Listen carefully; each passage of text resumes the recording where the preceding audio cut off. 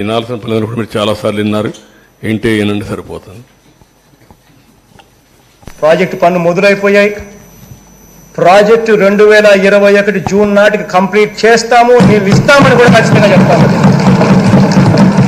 Project మంచి స్పీడ్లో జరుగుతూ ఉంది. ప్రాజెక్టు బాగా కూడా పనిచేస్తూ ఉంది.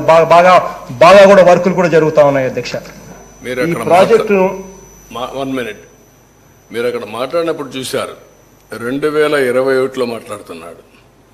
2021 అసెంబ్లీలో ప్రాజెక్టు స్పీడ్గా జరుగుతుందంటాడు. అప్పుడు మునిగిపోయింది. వీళ్ళని ఏం చేయాలంటే వీళ్ళు ముఖ్యమంత్రులుగా పెట్టుకోవడం అనేది మన దౌర్భాగ్యమే కదా. ఇదే అతను మాట్లాడే మాటలు. నెక్స్ట్ ఖరీఫ్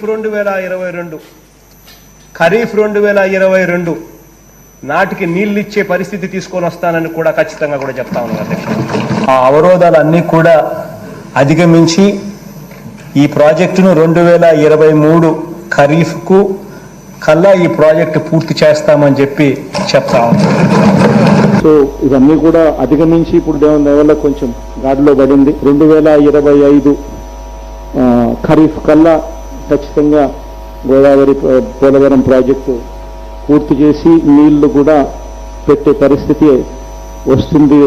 జూలై ఆగస్టులో ఆ వరద 2025 జూలై ఆగస్టులో 41.15 మీటర్లలో నీళ్లు పెట్టే పరిస్థితి కూడా ఇది ఈ పోలవరం ప్రాజెక్ట్ అనేది వెరీ వెరీ కాంప్లికేటెడ్. అంత తేలిగ్గా అర్థం కాదు.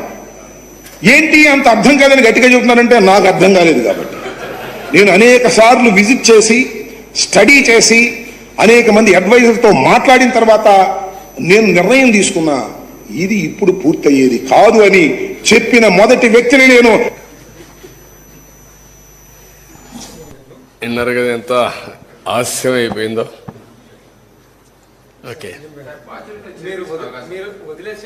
ఒక సెకండ్ మైక్